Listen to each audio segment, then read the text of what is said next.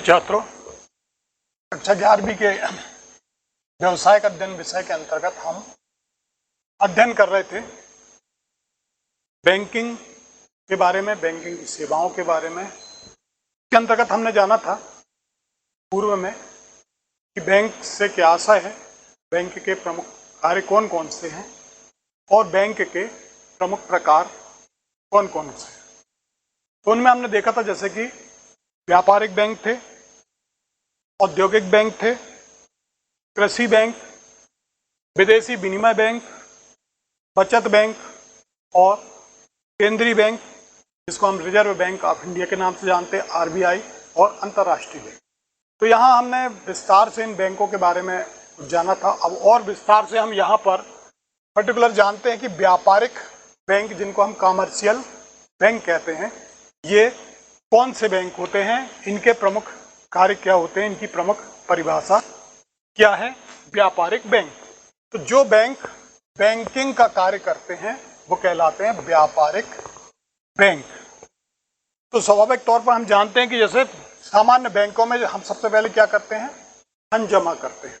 हमारी जो भी बचत है, जो भी जमा पूंजी है, या जो भी पैसा हम सुरक्षित रखना चाहते हैं, उसको हम बैंक में जमा करते हैं। बैंक उस धनराशि को प्राप्त करता है, फिर उसी धनराशि से वो आवश्यकता पड़ने पर हमें ऋण भी प्रदान करता है। तो पहली चीज हो गई यहाँ हमसे जमा पूंजी के रूप में, बचत के रूप में धन प्राप्त करना, जमा पूंजी को प्राप्त करना, फिर उसका उपयोग करना ऋण देने के रूप में, लोन देने के रूप में। इसके साथ ही चेकों का संग्रहण करना, हम चेक के माध्यम से जो भुगतान करते हैं या चेक के माध्यम से जो भुगतान प्राप्त करते हैं, उनका बैंक जो है क्या करता है, संग्रहण करता है, उनको प्राप्त करता है, चेकों को प्राप्त करता है और प्राप्त करके उनका भुगतान करता है। तो इस प्रकार से यहाँ हम देखते हैं कि जो बैंक बैंकिंग का कार्य करते हैं व्यापारिक बैंक कहलाते हैं। ये बैंक में धन जमा करने, ऋण देने, चेकों का संग्रहण एवं भुगतान आदि के कार्य करते हैं। अब यहाँ पर व्यापारिक बैंक का आशय उन बैंकों से है जिनकी स्थापना इंडियन कंपनीज एक्ट के अंतर्गत की गई है और जो सभी साधारण बैंकिंग कार्यों को संपन्न करते हैं। अभी हम देखेंगे आगे बैंकिंग के जो व्यापारिक बैंक के और कौन कौन से कार्य हैं। तो इसमें हो गया जैसे SBI bank, bank of Baroda, Allahabad bank, Punjab national bank और भी बहुत सारे बैंक जिनको हम अपने आसपास देखते हैं। ये सभी बैंक जो हैं व्यापारिक बैंक कहलाते हैं। इसके बाद हम देखते हैं यहाँ पर व्यापारिक बैंक के कार्य कौन कौन से हैं। तो सबसे पहला बिंदु जो है जनता से जमा राशि प्राप्त करना। तो यहाँ पर जो हमारी जो भी जमा पूंजी है, बैंक जनता से बचत की जमा राशि प्राप्त करते हैं, ऋण प्रदान करते हैं, जमा राशि की मांग होने पर वो वापस भी हमें करते हैं। अब यहाँ पर जो भी हमारी बचत है उसको हम अपने खाते में जमा करते हैं और आवश्यकता पड़ने पर वो राशि हमें बैंक ब्याज के साथ वापस प्रदान करता है और उस बीच के पीरियड में बैंक जो है उस राशि का उपयोग ऋण प्रदान करने के लिए आवश्यक रूप से करता है। यहाँ पर बैंक में जमा के प्राप्त करने के लिए जो है विभिन्न खाते खोले जाते हैं, जैसे बचत खाता, स्थिर जमा खाता और चालू खाता, गृह बचत खाता आदि। ये कुछ खाते हैं, इनके प्रकार हैं जो कि बैंक के द्वारा ग्राहक के लिए खोले जाते हैं। तो पहला जो कार्य है जनता से जमा राशि प्राप्त करना विभिन्न खातों के माध्यम से। दूसरा बिंदु जो आता है, अभी बताया कि जो भी हमारी बचत वो हमसे प्राप्त करते हैं उसका उपयोग वो ऋण प्रदान करने के लिए करते हैं। तो बैंक जो है जमा राशि प्राप्त करके उसका एक निश्चित भाग जो है अपने पास नगद के रूप में रखता है और शेष राशि जो है आवश्यकता पड़ने पर लोगों को ऋण के रूप में देता है। ये लोन जो है, ऋण जो है शॉर्ट टर्म पीरियड का भी हो सकता है, मध्य अवधि पीरियड का भी हो सकता है और लंबी अवधि का भी पीरियड हो सकता है। तो ये दूसरा कार्य जो है उसका ऋण प्रदान करना था। पहला जो है जनता से जमा राशि प्राप्त करना, दूसरा ऋण प्रदान करना, तीसरा जो है अभिकर्ता संबंधी कार्य। एजेंट संबंधी कार्य। बैंक जो है एक एजेंट के रूप में भी काम करता है। बैंक क्या करता है, अपने ग्राहक का दूसरे बैंक से रुपया प्राप्त कर उनके खाते में जमा करता है। चेक के माध्यम से जो है, जब हम बैंक में चेक जमा करते हैं तो बैंक, जिस बैंक का वो चेक है उस बैंक में वो बनाने के लिए उसको भेजता है और वहां से रुपया प्राप्त करके वो हमारे खाते में जमा करता है। तो एक प्रकार से ये एजेंट का एक कार्य करता है कि अपने ग्राहक का दूसरे बैंक से रुपया प्राप्त करके उसके खाते में जमा करता है। दूसरा, ग्राहक की ओर से आदेश देने पर बीमा की किस्त उसके खाते से निकालकर बीमा की किस्त के रूप में अमाउंट जमा करता है। ब्याज राशि, किसी को ब्याज वगैरह चुकाना तो बैंक ग्राहक की तरफ से चुकाता है। ऋण, लोन की किस्त, ग्राहक ने यदि कहीं से लोन लिया हुआ है तो उसकी किस्त जो है बैंक उसके खाते से रुपया विड्रा करके जिस खाते में ऋण चुकाना उसमें वो जमा करता है। ग्राहकों के लिए ये अंश प्रतिभूतियों का क्रय विक्रय करता है। ग्राहक यदि किसी कंपनी के अंश पत्रों को खरीदना चाहते हैं, प्रतिभूतियों को खरीदना चाहते हैं और बेचना चाहते हैं, तो यहाँ पर भी जो है एजेंट के रूप में बैंक कार्य करता है। साथ ही यहाँ पर बैंक ड्राफ्ट द्वारा धन एक स्थान से दूसरे स्थान पर भेजना, बैंक ड्राफ्ट के माध्यम से जो है अमाउंट को, राशि को एक स्थान से दूसरे स्थान पर भेजने का कार्य करता है। साथ ही वहीं ब्याज, लाभांश और किराया आदि वसूल कर जो है हमारे ग्राहक के खाते में ये जमा करता है। तो एक प्रकार से बैंक जो है यहाँ पर एक एजेंट के रूप में, एक प्रतिनिधि के रूप में, अभिकर्ता के रूप में ग्राहक की ओर से कार्य करता है। तो वो कहलाता है अभिकर्ता संबंधी कार्य। इसके साथ में चौथा है विदेशी मुद्रा का क्रय विक्रय। विदेशी मुद्रा के क्रय विक्रय से आशय यहाँ पर यह है कि जब कोई ग्राहक विदेशी मुद्रा को प्राप्त करना चाहता है तो उसके एवज में अपनी देशी मुद्रा को जमा करता है और बैंक जो है निश्चित कमीशन और राशि लेकर जो है उसको विदेशी मुद्रा प्रदान करता है। तो इस प्रकार से यहाँ पर जो है विदेशी विनिमय बैंक द्वारा भी ये कार्य किया जाता है। किंतु अब कुछ व्यापारिक बैंक भी जो हैं विदेशी मुद्रा का क्रय विक्रय करने लगे हैं और ग्राहकों को समय पर विदेशी मुद्रा उपलब्ध कराने का कार्य करते हैं। पांचवा जो अन्य कार्य हैं, और भी जो कार्य हैं, जैसे लॉकर्स की सुविधा प्रदान करना। जो भी धन है हमारा, सोना चांदी, हीरे जवाहरात या बहुत ही कीमती चीज, प्रॉपर्टीज के पेपर्स वगैरह, बहुत सारी जो भी कीमती चीजें हैं हमारी, उनके लिए बैंक हमें एक निश्चित शुल्क के बदले लॉकर्स की सुविधा प्रदान करता है। तो हम अपना जो भी कीमती सामग्री है उसको बैंक में रखकर निश्चिंत हो जाते हैं। तो ये पहला कार्य इसमें यहाँ। दूसरा, व्यवसायिक मामलों में परामर्श भी देता है। बैंक जहाँ एक और व्यवसायिक मामलों में, उद्योग की स्थापना करने में या किसी व्यवसाय को प्रारंभ करने में जहाँ ऋण या लोन प्रदान करता है, वहीं व्यवसाय को कैसे स्थापित किया जाए, व्यवसाय उद्योग को किस प्रकार से संचालित किया जाए, इस सब मामलों में भी वो समय समय पर क्या करता है, अपने ग्राहकों को परामर्श, सलाह भी देता है, सलाह देता है। साथ ही यहाँ पर बैंक अपने ग्राहकों की सुविधा के लिए गस्ती साख पत्र व यात्री चेक प्रदान करता है।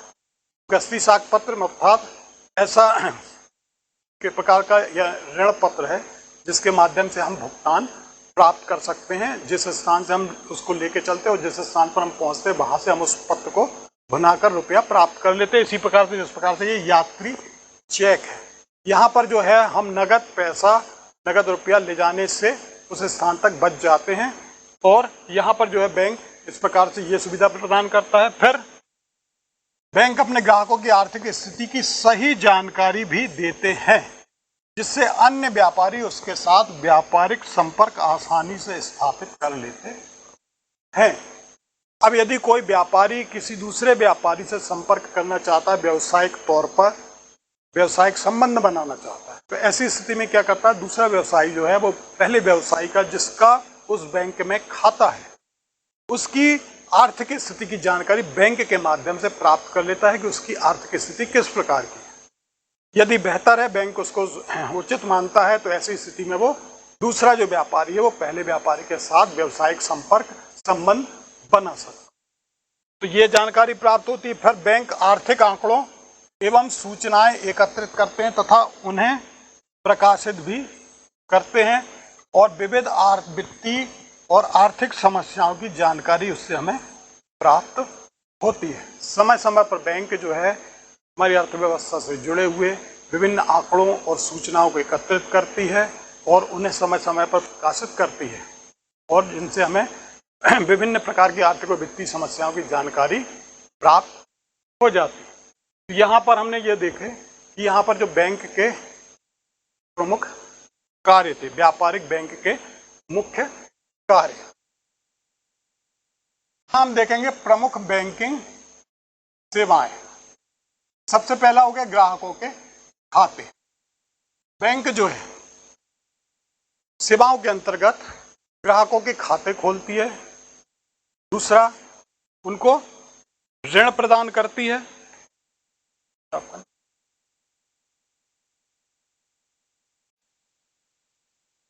ऋण प्रदान करने का कार्य करती है। वहीं मुद्रा का हस्तांतरण करती है। मुद्रा हस्तांतरण। तो यहाँ पर हम पहले देखते हैं कि ग्राहकों के खाते खोलना। इसमें सब विभिन्न प्रकार के जो खाते होते हैं, जैसे बचत खाता हो गया, स्थिर जमा खाता हो गया, आवर्ती जमा खाता हो गया, चालू खाता हो गया, गृह बचत खाता हो गया। इस प्रकार के विभिन्न खाते हम देखते हैं कि जो बैंकों के द्वारा अपने ग्राहकों के लिए खोले जाते हैं। तो सबसे पहले बचत खाता, जो सामान्य तौर पर एक आम आदमी का बैंक में जो खाता होता है, हम आपका जो खाता होता है, वो सेविंग अकाउंट कहलाता है, जिसको हम बोलते हैं बचत खाता। बचत खाते में जो छोटी छोटी बचत को हम जमा कर व निकालने की सुविधा प्रदान करने के साथ साथ जमा राशि पर 4% की दर से ब्याज दिया जाता है। साथ ही ये पैसा हम वर्तमान में एटीएम के माध्यम से निकालते हैं। तो बचत खाता जो है सेविंग अकाउंट कहलाता है, जो कि हर आम आदमी का बैंक में जिसका खाता है वो जनरली सामान्य रूप से बचत खाता खोलता है, जिसमें हम छोटी से लेकर बड़ी राशि तक जमा करते हैं। आवश्यकता पड़ने पर उस राशि को हम वापस निकाल सकते हैं और वर्तमान में जो है उस जमा राशि पर सेविंग अकाउंट पर बैंक जो है 4% की दर से ब्याज प्रदान करते हैं। दूसरा प्रकार का जो खाता है स्थिर जमा खाता, जिसको हम बोलते हैं फिक्स्ड अकाउंट। फिक्स्ड अकाउंट जो है, इसमें जो है एक निश्चित अवधि के लिए हम रुपया जमा किया जाता है।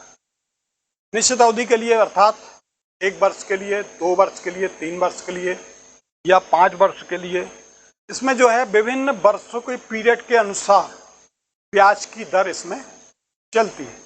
तो यहाँ पर जो लोग जोखिम से बचना चाहते हैं, अर्थात जो अपना पैसा व्यापार व्यवसाय में नहीं लगाना चाहते, अर्थात वो रिस्क नहीं उठाना चाहते, सीधा सीधा उनका पैसा बैंक में जमा रहे, उसके बदले में उनको सीधा सीधा ब्याज प्राप्त होता रहे, इसके लिए वो अपनी जो धनराशि है उसको यहाँ पर फिक्स्ड अकाउंट में डालते हैं।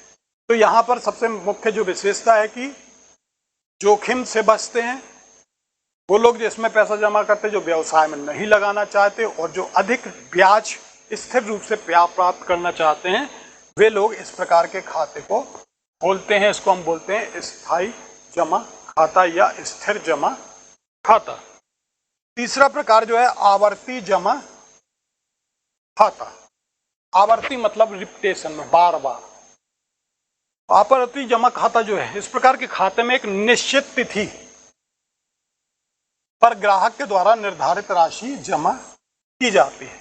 ये 1 वर्ष में, 1 माह में, 3 माह में, ये बार बार रिपीटेशन में हम जमा करते चले जाते हैं और समय पूर्ण होने पर ये राशि जो हमें ब्याज सहित ग्राहक को बैंक वापस कर देता है, वो कहलाता है आवर्ती जमा खाता। इस प्रकार के खाते अक्सर जो है डाकघर या पोस्ट ऑफिस में हम लोग देखते हैं, जहाँ पर कि ये खाते खोले जाते हैं। इसमें हम हर महीने 500 रुपये या 1000 रुपये, जो भी हमने अपनी लिमिट निर्धारित की है, वो हम हर महीने वहाँ जमा करते हैं। और यदि यहाँ पर विलम्ब होता जमा करने पर, तो जो बैंक है वो हमसे फाइन भी जमा कराती है। और जब समय अवधि पूर्ण हो जाती है, 3 वर्ष के लिए यदि खोला गया या 5 वर्ष के लिए खोला गया, संपूर्ण राशि जब जमा हो जाती है तो उसके बाद ब्याज सहित वो राशि हमें वापस कर देता है। ये तीसरा खाता था जो आवर्ती जमा खाता। इसके बाद ये है चालू खाता, जिसको हम बोलते हैं करंट अकाउंट। ये खाते जो हैं ये जनरली व्यावसायिक संस्थाओं के द्वारा खोले जाते हैं। अब व्यावसायिक संस्थाएं जो ये खाते को खोलती हैं, क्योंकि उन्हें नियमित रूप से बहुत से भुगतान करने होते हैं। एक व्यावसायिक संस्था को रूटीन में बहुत सारे भुगतान करने होते, कच्चे माल को खरीदना है या किराया वगैरह चुकाना है, और भी कोई चीज़ खरीदना है, कहीं भुगतान करना है, विभिन्न प्रकार के व्ययों का भुगतान करना है। तो ये रूटीन में एक व्यापारिक संस्था जो होती है, औद्योगिक संस्था जो होती है, रूटीन में बहुत सारे भुगतानों को उसको करना होता है। तो यहाँ बैंक जो है ग्राहक के कभी भी मांग करने पर नगद कोष, हम तरल कोष बोलते हैं, सदैव तैयार रखना पड़ता है। अर्थात कब व्यावसायिक संस्था जो है अपने जमा पैसे में से पैसे की डिमांड करने लगे तो इसको जो है सदैव तैयार रखना पड़ता है। तो ये जो है व्यावसायिक संस्थाओं के द्वारा खोले जाते हैं, और चूंकि जैसा बताया व्यावसायिक संस्थाओं को बहुत से प्रकार के रूटीन में भुगतान करने होते हैं, तो बैंक में कभी भी भुगतान की वो मांग कर सकते हैं। इसके लिए उन्हें बैंक को नगद कोष जो है सदैव तैयार रखना पड़ता है। यहाँ बैंक जो है ग्राहक के चेकों का संग्रहण व भुगतान के अधिविकर्ष की सुविधा भी प्रदान की जाती है। इसमें ब्याज की दर क्या होती है? कम होती है। क्यों? क्योंकि पैसा इसमें जो है चालू खाते में लंबे समय तक ज़्यादा नहीं रह पाता। कभी भी जो व्यावसायिक संस्था अपना पैसा जमा करती है वो कभी भी निकाल लेती है। तो ये चालू खाता है। इसके बाद है 5वां गृह बचत खाता। इस खाते के अंतर्गत जो है बैंक छोटी छोटी रकम को जमा करने के लिए जमाकर्ता को एक ताला लगा हुआ गुल्लक दे दी जाती है, जिसमें जमाकर्ता जो है अपनी बचत को समय समय पर डालता रहता है और बैंक उसे प्राप्त करके जो है उसकी खाते में उस बचत राशि को जमा कर देता है। इस खाते में जो ब्याज की दर जो है अपेक्षाकृत नीची होती, बहुत छोटा मोटा अमाउंट होता है इसमें जमा। तो घरेलू बचत को प्रोत्साहित करने के लिए जो है ये गृह बचत खाता खोला जाता है। जैसे पूर्व में विद्यार्थियों के लिए संचयनी नाम से एक बचत खाता विद्यालयों में होता था, जहाँ पर विद्यालय में एक संचयनी संस्था होती थी, जहाँ पर बच्चे जो है बहुत छोटा छोटा सा अमाउंट 50 पैसे, रुपया, 2 रुपया उसमें वो जमा करते थे। तो ये गृह बचत खाता, ये यहाँ पर हमने देखे कि जो ग्राहकों के विभिन्न प्रकार के खाते होते हैं, तो उनमें बचत खाता हो गया, आवर्ती खाता हो गया, चालू खाता, गृह बचत खाता। इसके बाद हम दूसरी बैंकिंग की सेवाएं देखेंगे। ऋण प्रदान करना दूसरा ये प्रमुख सेवा जो है कौन सी है? ऋण प्रदान करना। तो जैसा कि हमने बताया शुरू में कि बैंक जो है हमारी जमा पूंजी को प्राप्त करती है हमसे और उसका उपयोग जो है ऋण प्रदान करने में करती है। तो यहाँ औद्योगिक गतिविधियों के संचालन व स्थापना हेतु ग्राहक की साख के आधार पर ऋण प्रदान करती है। बैंक जो है सामान्य रूप से ऋण प्रदान करती है, वहीं व्यावसायिक औद्योगिक गतिविधियों के संचालन व स्थापना हेतु एक ग्राहक की साख की रेपुटेशन जो है उसके आधार पर जो है ऋण प्रदान करती है। ये ऋण जो है बैंक नगद साख एवं अधिविकर्ष के रूप में ऋण प्रदान करते हैं। यहां हम देखेंगे कि नगद साख क्या कहलाती है।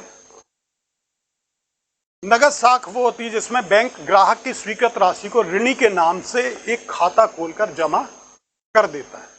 बैंक जो है अपने ग्राहक के नाम पर एक राशि को स्वीकृत करता है कि इसको इतना भुगतान किया जा सकता है, और उसके नाम पर एक खाता खोल देती है और राशि स्वीकृत करके उसके खाते में जमा कर देती है। फिर ग्राहक क्या करता है? यहाँ ग्राहक अपनी आवश्यकता अनुसार राशि को निकालता जाता है। जब उसको जितनी राशि की जरूरत पड़ती है तब वो उतनी राशि बैंक से निकाल लेता है।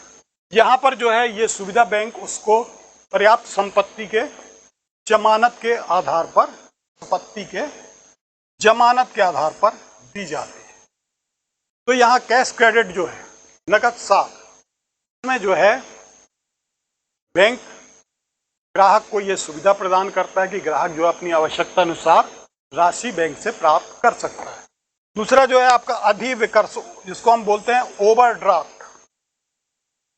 ये एक ऐसी अस्थायी व्यवस्था है जिसके चालू खाते होते हैं। ये ओवरड्राफ्ट की जो सुविधा है उन ग्राहकों के लिए होती है जिनके बैंक में करंट अकाउंट, चालू खाता होते हैं। अब ओवरड्राफ्ट क्या है कि एक्चुअल में जो ग्राहक का बैंक में जो रुपया जमा है उतने जमा रुपए के बिहाफ में उस जमा राशि से अधिक राशि निकालने की बैंक उसको अनुमति देता है। जो यहाँ दे रहा है कि जमाओं से अधिक एक निश्चित जमा राशि निकालने की अनुमति देता है। बैंक में मान लीजिए उसका 50,000 रुपये जमा है और उसकी ओवरड्राफ्ट की लिमिट मान लीजिए 60,000 रुपये। तो यहाँ पर वो बैंक से जो है 50,000 के ऊपर 60,000 रुपये तक की राशि जो है वो 10,000 रुपये जो ऊपर तक निकाल सकता है। ये खाते जो है बिना जमानत के भी खोल सकते हैं, आंशिक जमानत या फिर पूर्ण जमानत पर हो सकते हैं। तो ये कहलाता है ओवरड्राफ्ट। तो दो प्रकार की ऋण प्रदान करने की सुविधा बैंक प्रदान करता है। नंबर 1 नगद साख और दूसरा अधिविकर्ष। तीसरा यहां पर हम देखेंगे, यहां पर हम नगद साख तथा अधिविकर्ष में अंतर देख लें और बेहतर हम नगद साख और अधिविकर्ष को जान जाएंगे। अर्थ, नगद साख जो है कंपनियों को अपनी कार्यशील पूंजी की आवश्यकता को पूरा करने दिया जाने वाला एक अल्पकालीन ऋण होता है। करंट की हमें जो आवश्यकता है कार्यशील पूंजी के रूप में, हमें अपने कार्य को संचालित करने के लिए जो ऋण की आवश्यकता है कम समय के लिए नगद साख के माध्यम से हम जो है या प्राप्त कर लेते हैं। अधिविकर्ष जो है बैंक कंपनी को उनके खाते में जमा राशि से अधिक राशि निकालने की सुविधा प्रदान करता है। जितना हमारा पैसा बैंक में जमा है उससे अधिक राशि निकालने की सुविधा हमें ओवरड्राफ्ट के रूप में प्राप्त होती है। तो ये अर्थ हो गया। दूसरा सुरक्षा। नगद साख जो है प्रायः माल को दृष्टिबंधक या बंधक के आधार पर प्रदान की जाती है। यह नगद साख खाते के माध्यम से भी प्रदान किए जाते हैं। तो नगद साख जो है जो उस व्यवसायिक उपक्रम का माल है, कच्चा माल है या तैयार पक्का माल है या किसी अन्य प्रकार की संपत्ति है, उनको गिरवी रखकर जो है बैंक नगद साख की सुविधा प्रदान करता है, नगद रुपया उधार देता है। यही अधिविकर्ष जो है वित्तीय विपत्र या संपत्ति की जमानत पर दिए जाते हैं। ओवरड्राफ्ट जो है प्राप्य विपत्र के आधार पर या संपत्तियों की विभिन्न प्रकार की जो संपत्तियां उनकी जमानत पर उसको दिया जाता है। फिर ये जो खाता है यह नगद साख खाते के माध्यम से प्रदान किए जाते हैं। जो उस व्यापारी का जो साख खाता है, ऋण खाता है, उसकी जो टाइमिंग है पैसा जमा करने की, निकालने की, तो उसकी साख के आधार पर जो है नगद साख का खाता खोला जाता है। जबकि ये जो है अधिविकर्ष चालू खाते के माध्यम से प्रदान किए जाते हैं। जिसका चालू खाता होता है उसको अधिविकर्ष की सुविधा प्रदान की जाती है। फिर प्रयोग। नगद साख में जो है नियमित रूप से ऋण लिए जाते हैं। जैसा कि बताया कि ये चूंकि एक अल्पकालीन ऋण है, समय समय पर अपनी करंट की आवश्यकता को पूरा करने के लिए हम ऋण प्राप्त करते हैं और जैसे ही वो आवश्यकता पूरी होती है हम भुगतान कर देते, तो अल्पकालीन ऋण। और जबकि अधिविकर्ष जो है थोड़े समय के लिए ये सुविधा प्राप्त की जाती है। तो यहाँ हमने देखा ये नगद साख और अधिविकर्ष, ओवरड्राफ्ट, इनके बीच में अंतर।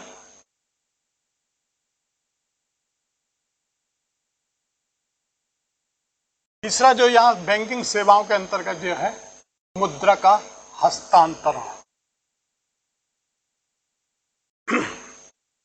पैसे को ट्रांसफर करना, रुपये को एक स्थान से दूसरे स्थान भेजना। तो बैंक जो है ग्राहकों को अभिकर्ता के रूप में धन हस्तांतरण की सुविधा भी प्रदान करते हैं, जिनमें बैंक ओवरड्राफ्ट, बैंकर चेक के साथ साथ आधुनिक तकनीक में जो है हम आरटीजीएस एवं एनईएफटी आदि हैं। तो यहाँ पर जो है धन को हस्तांतरित करने से तात्पर्य यहाँ पर कि धन को एक स्थान से दूसरे स्थान पर भेजना। पूर्व में हम बैंक ड्राफ्ट के माध्यम से, बैंकर्स चेक के माध्यम से जो है पैसे को एक स्थान से दूसरे स्थान पर भेजते थे।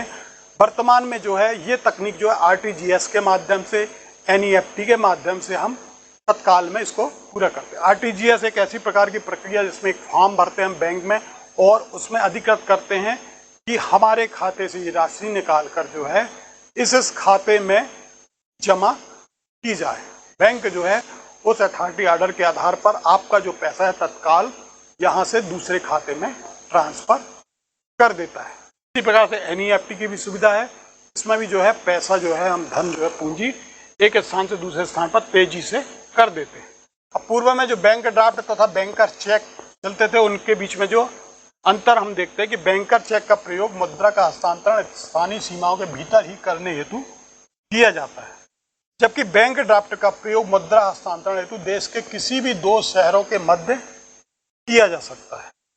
तो यहाँ पर जो है बैंकर चेक जो है एक शहर की सीमा के अंदर या एक निश्चित स्थानीय सीमा के अंतर्गत जो है हम बैंकर चेक का उपयोग करते हैं पैसे को एक स्थान से दूसरे स्थान पर ट्रांसफर करने के लिए, जबकि बैंक ड्राफ्ट का जो उपयोग है वो हम एक देश से किसी देश के दो शहरों के बीच में ट्रांसफर करने के लिए बैंक ड्राफ्ट का उपयोग करते हैं।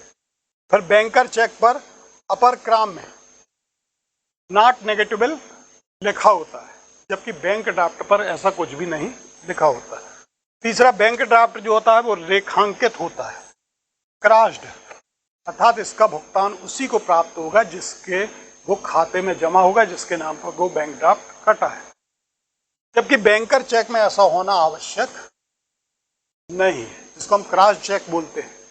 जैसे क्रॉस चेक जब हम किसी को देते हैं तो वो चेक उसी के खाते में जमा होता है, उसको डायरेक्ट कैश वो नहीं होता, खाते में पैसा जमा होता है। फिर बैंकर का चेक का क्षेत्र जो है वो सीमित होता है, जबकि बैंक ड्राफ्ट का क्षेत्र अत्यधिक विस्तृत होता है, क्योंकि बैंकर जो है एक स्थानीय सीमा के अंदर किया जाता है पैसे को ट्रांसफर करने के लिए, जबकि बैंक ड्राफ्ट जो है एक देश के अंदर जो है एक शहर से दूसरे शहर में पैसे को ट्रांसफर करने के लिए बैंक ड्राफ्ट का प्रयोग किया जाता है। तो यहाँ हमने देखा ये बैंक ड्राफ्ट तथा बैंकर चेक में अंतर मुद्रा हस्तांतरण के अंतर्गत। तो यहाँ पर जो है बैंकिंग सेवाओं के अंतर्गत जो है व्यापारिक बैंक की, यहाँ पर सबसे पहले ग्राहकों के खाते खोलना, फिर उन्हें ऋण प्रदान करना, और तीसरा ये मुद्रा हस्तांतरण। इससे जुड़े हुए कुछ अभ्यास प्रश्न हैं। व्यापारिक बैंकों से क्या है समझाइए, व्यापारिक बैंकों के प्रमुख कार्य को समझाइए, फिर बैंकों की प्रमुख सेवाओं के अंतर्गत खातों के प्रकार, ऋण प्रदान करना व मुद्रा हस्तांतरण को समझाइए, और नगद साख एवं अधिविकर्ष को समझाइए, इनमें अंतर लिखिए।